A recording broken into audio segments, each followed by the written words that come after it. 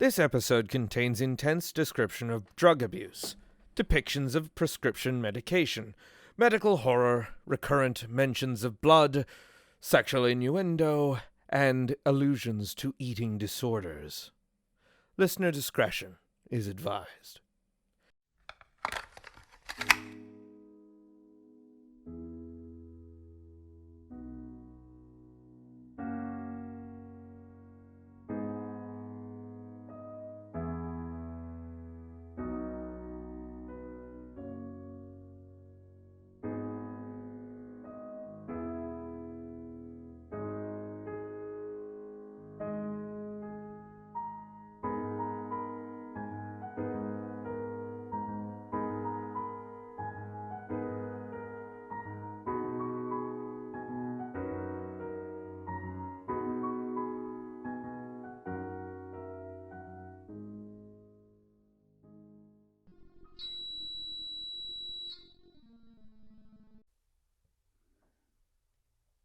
Did anyone else here have a surprise encounter with the residential nurse last night?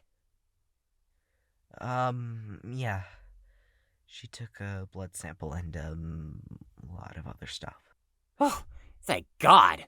I was worried I was the only one. Although, I'm still perplexed as to why she needed to perform an ultrasound. To the best of my understanding, she does the ultrasound to perform the biopsy properly. Be prepared to have that all happen every few weeks. Every few weeks? You better get used to it. I remember my first monthly visit. Lost a lot of blood. I handled it like a champ, though. Gross! Do you intend those double entendres, or are they just a natural instinct of yours? They come naturally. Guess I'm just really clever. Or just really filthy-minded? Maybe. So, how was your first time? My first time having a blood test done here? It was a very intense procedure. I believe I fell back asleep halfway through and woke up to her performing cardiopulmonary resuscitation on me for some reason. You, Nikolai? It was alright, I guess. Neat. Hello, everyone! How are my favorite patients doing? I've got a big special surprise for y'all at the front desk. Come on, chop chop, let's go! Miss Michelle, are you okay? Did someone spike your coffee with something? More precisely, did someone actually give you coffee for once? Your new meds are in. Come up and grab them when I call your name. All right! There's the Michelle I know and hate listening to. Didn't realize there was a law against enthusiasm. Nikolai? I'm here. No, we're not just taking attendance or whatever. I'm just giving you your medication. Oh, sorry. There you go. Take 2 and I'll keep the rest. Tida, you're next. Thank you. Gray? Are you certain these are adequate for me to consume? My body has a naturally... Yep, they're A-okay. We cross-referenced them with your blood samples to make sure they're a biological match. Thank you, miss. Ew, gross. I'm not taking blood pills. They don't actually have blood in them. I don't care. Why should I take those? I don't know where they've been. Where do you think they've been? I don't know, but I sure as hell know they aren't going in my mouth. God. Can't you ever make my life easier for once? Dr. Grover's gonna kill me if you don't take these. Does that mean we'll finally get a new patient supervisor? Cram it. Fine. Don't take the medications. I'll have Nurse Vicky just slip them in your mouth tonight. Ha! Good luck. Yeah, well, I'm clocking out. I'll see you all in a few. A few what? Years if I'm lucky. Though realistically, minutes. You ever find it odd that she's never with us for more than, 5 minutes at a time? I just figured that she watches on the cameras. I mean, that's what they're for, right? Storm, you're gonna take those medications eventually, right? Nah. They could have given me stuff any other time. If I didn't need it 2 years ago, the hell would I need it now? Good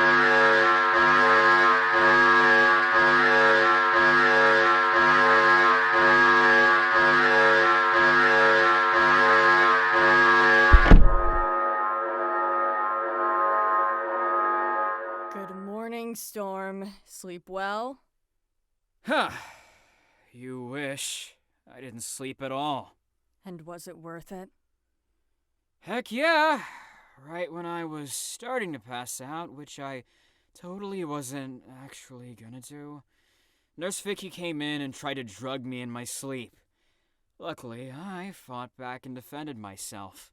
I know. She's been in the hospital for 3 days now. Wait, what? Did I actually hurt her? No. And there's no way she could have been in the hospital for 3 days. You just saw her last night. Oh, yeah, right. Oh, yeah, right. How tired are you? Oh, more so than you'd ever believe. Good. Maybe you're willing to try the medications now? Nah. Could you at least tell me why you don't want to? I don't know. I don't feel like it.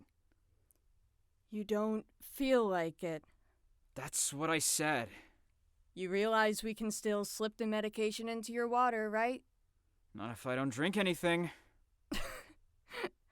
So, in order to avoid your prescribed medications, you're going to avoid eating, drinking, or sleeping for, what, how long?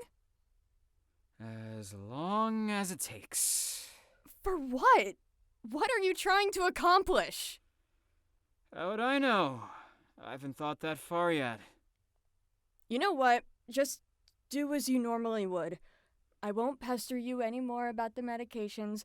I'll even tell Dr. Grover he doesn't need to prescribe you any, but at least eat and drink. I don't need to deal with a dead patient on my watch. Fine. Glad we're in agreement. Now get ready. It's already 6:30.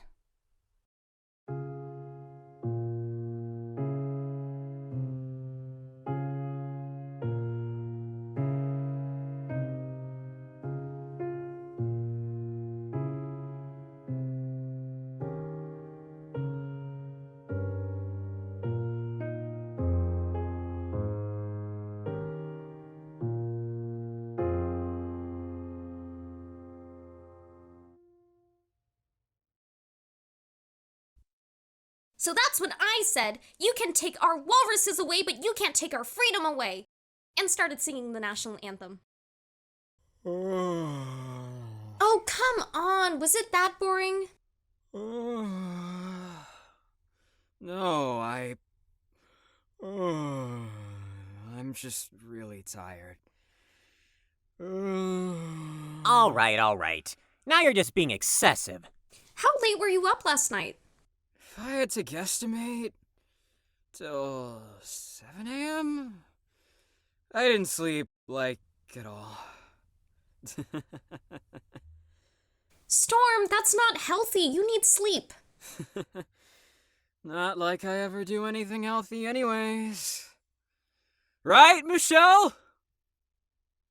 I'm pretty sure there's no mic in that camera. The message still stands. Storm, I sincerely believe you need to rest. You're acting more rambunctious than usual. I'm fine. Totally fine. Yeah, fine. You don't look it. Thank you, Colonel Obvious. Storm, can I talk with you alone, please? All right.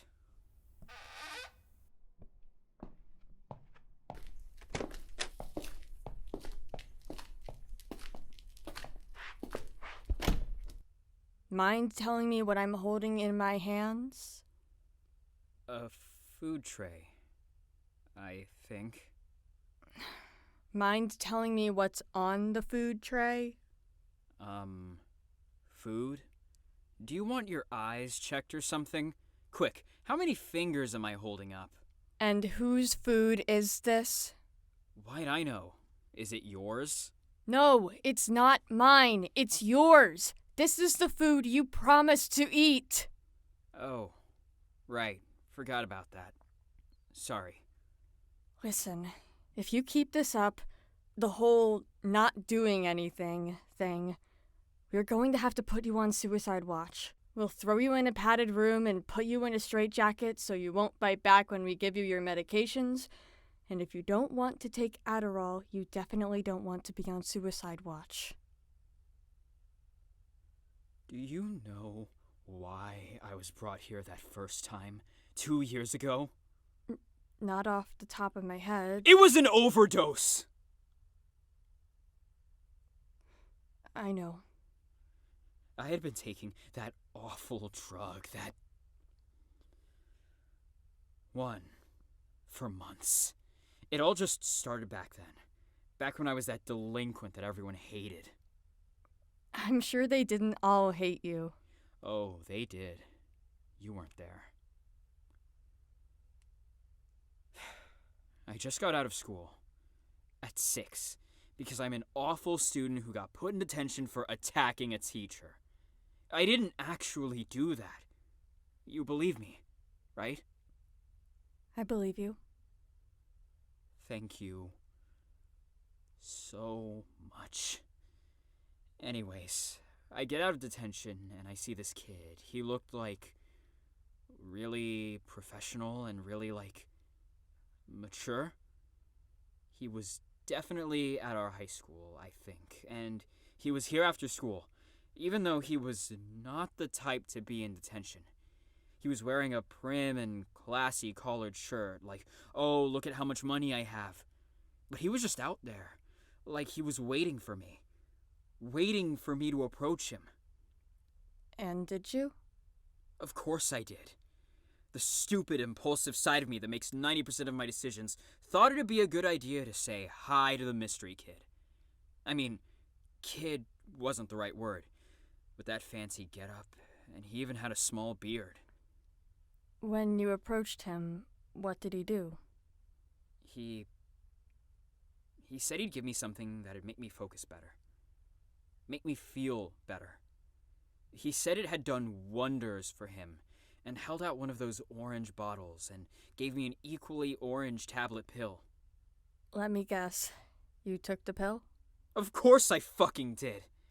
After I took it, he told me to wait a few hours. If I liked, he'd sell me more, same time tomorrow. Told me to bring my wallet. The most sickening part was that I loved it. I loved the rush it gave me. I loved how focused it made me feel. I started actually feeling passionate about things instead of just being so angry all the time. I actually did well in my classes, which surprised everyone because, who knew that the junkie fuck-up could actually get his shit together? I started writing songs like crazy, and I mean crazy. Like spending 10, 14 hours just writing, figuring out the perfect lyrics, the perfect chords, not even realizing how numb my legs were getting, or how bad I needed to piss, or the fact that I should have been to class 2 hours ago. And I was good. I found purpose. People were paying me on the streets for my music because I was good. I was so happy.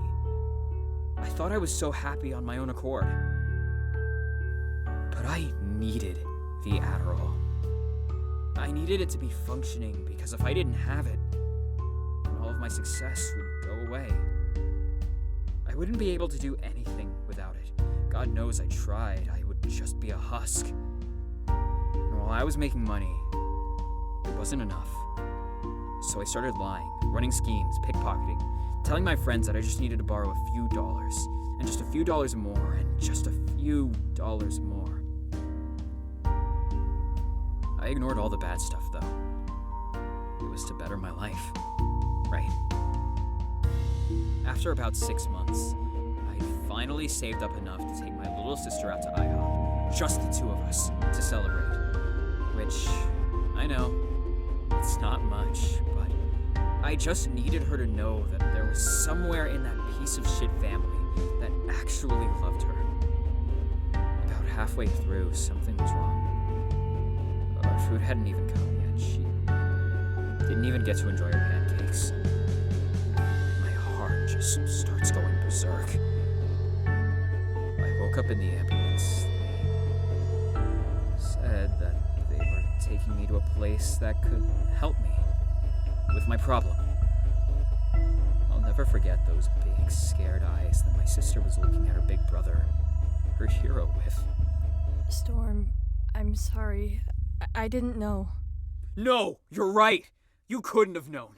You just assumed the worst of me, right? I'm sorry I don't want to play into the helping the kids fantasy, but I've tried Adderall and I hate myself for it. I'm so glad you told me all of this. Huh? I've known you for so long, but you've never told me about all of this. I knew you had drug problems, but I Expected them to be something worse? Like heroin? a bit. Good to know that's what you thought for 2 years. But I get it now. You weren't just being annoying for the sake of being annoying. You were being annoying because you were scared. Because you didn't want to fall back into those old habits. Ugh, you stop psychoanalyzing me. It feels weird. Alright, but can I just say one thing? Sure. Maintaining your mental health is kind of like handwriting. Huh? Handwriting. Everyone does it. They're all fundamentally writing the same 26 letters, but they're all doing it in a slightly different way. Your brain is kind of like the paper, and your thoughts are the pen. And as you write more, you make your own special way to write. Do you write with small blocky letters, large curvy ones, or something in between? It's this distinction on how everyone goes about the goal of keeping themselves mentally healthy in a unique way that's really interesting, right? I wasn't sure what your point was when you started, and I'm pretty sure I'm even farther from it now. There's a reason I'm not the psychiatrist at this facility. I'm so bad with metaphors. What does knowing how to make metaphors and being a psychiatrist even have in common? You'd be surprised. Anyways, what I'm trying to say is everyone has their own way of managing their mental health. Some do best by just talking to people, some people internalize their emotions, and maybe some people do better with medications. It really depends on the person. I know I've tried taking medications, and they haven't really helped me. So, what's your point? What does that have to do with me? It's just, you're here now, right? You've tried those other coping mechanisms, and they weren't as effective as we could have hoped. So, why not give these pills another shot? What if I become addicted again? I promise you that everyone, that Nurse Vicky, Dr. Grover, and I, will be watching over you so that won't happen. What do you say? All right. Let's do this. Take 2. But if I start getting addicted again, I want you taking me right off this prescription. Great choice. Now go to your room. It's been days since you've slept. All right. Thanks. Hey, thank you too. You're not as bad of a person as you think you are.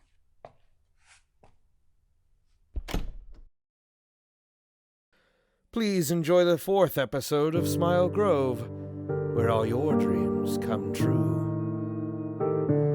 This episode was written and directed by Oliver Shane, and edited by Acerenia Blight. The voice of Nikolai was Oliver Shane. The voice of Michelle was Emily Safko. The voice of Storm was Noah Bellichew. The voice of Tida was Alicia CZ. The voice of Gray was Kyle Wright. The voice of Nurse Vicky was special guest Blue Mayfield. All original music in this episode was composed by Oliver Shane, and all audio design was edited by Oliver Shane. Smile Grove, a production of Isotopic Productions, is made possible by our loyal patrons, Blue Galaxy and Marie, as well as listeners like you. Thank you. Would you like to try some of our handcrafted blood pills?